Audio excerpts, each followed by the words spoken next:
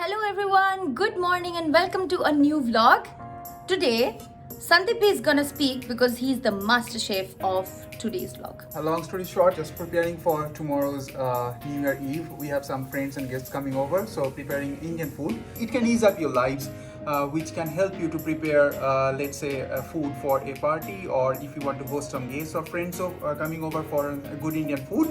So it's very basic base to start an Indian dish, to start cooking an Indian dish. So it's always onion, garlic, ginger and tomato.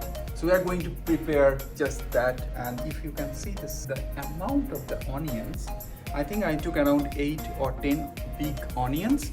I'm just chopping here.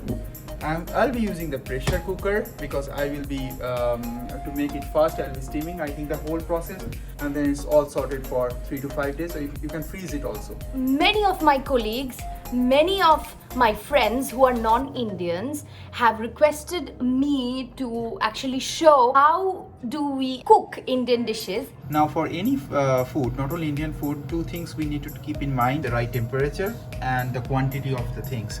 So here I'm just heating up a lot of oil, I'll not say some oil, because we have around 2 kilograms of onion here. So to check the right temperature of the oil, it's very important, because the onion should not be just cooked with a lower temperature of oil. That can give a different taste. I tested fewer onions just to taste the temperature.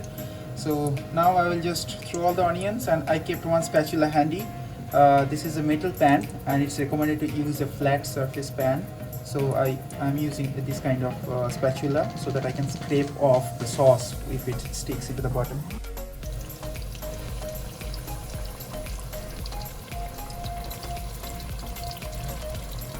Just starting the onions to make sure it's mixed up well with the oil, and I'll keep continuing it on the high heat. It's 9 in our case, so we'll keep it there for a moment unless it starts smoking. I will just keep it until the onions becomes translucent. That's the state I'm waiting for, and then I will add ginger and garlic. So now the onions has become translucent. So just to make the process a bit faster, I am just leaving up the pressure cooker to build it up. It's pressure cooker, so it's a closed lid with a gasket to build up the pressure, and when the temperature alone itself is not enough for fast cooking, the steam, which has a higher temperature, will make the process even faster. So that's why it's very good to have pressure cooker. And it's airtight, sealed completely. So this was cooking for I think 5 to 8 minutes or 10 minutes, something like that. So I'm just releasing the pressure to open the lid, because it's impossible and it's dangerous to open the lid. We did not wait for the automatic steam release because otherwise it will be overcooked, right? Yeah, because I don't want steamed onions. Now you can see the power of the steam cooking.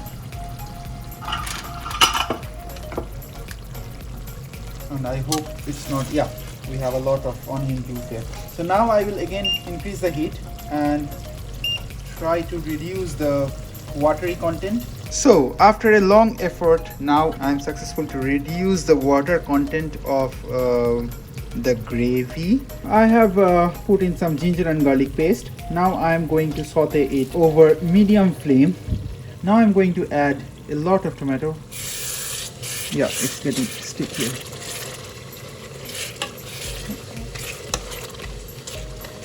The taste varies depending on all the quantities, as I said before. So I think for me today, I think the quantity it feels right. I'm going to add chili paste. So I'm adding 2 teaspoons full, which will add a little bit of spiciness. Now it feels so nice when the color turns around like this. Now it's time to turn off the heat. Now I will allow it to cool down, and after that I have to grind it into a smooth paste. It's completely up to you. You can grind it or you can leave as it is. It depends how you want the texture of the gravy. And one more important thing which I forgot to tell all of you is that I forgot to add salt. It can be left as it is. The salt can be added depending on the dish which you are going to prepare with this base gravy. But I am planning to add a little bit of salt. So this was kind of cooled down. So I will now use a hand blender to blend it into a fine paste.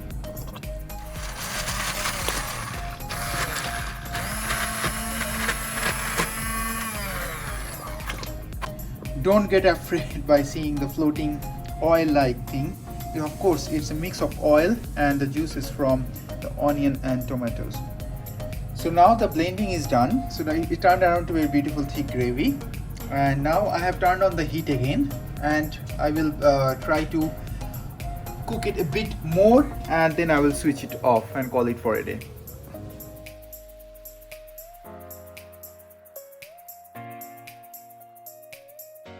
This base is a very good base for pretty much anything and everything. Paneer, meat, eggs, basically anything, or maybe veggies. You just need to take like a little bit of the base that we have just prepared and then fry it a little bit with ghee or a little bit with butter. You do not need to fry it for long, or you do not need a lot of oil or anything. But one thing that you need to add with the gravy is the right proportion of masalas or the spices, which can be cumin powder, coriander powder, garam masala, or you can actually build it up. But this is the base ready for all your Indian cooking. So that's it for today.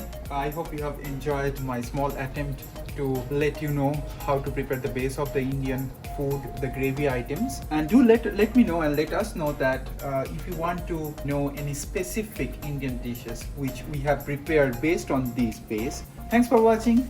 Do subscribe and like and comment and show us some love. Thank you. Bye.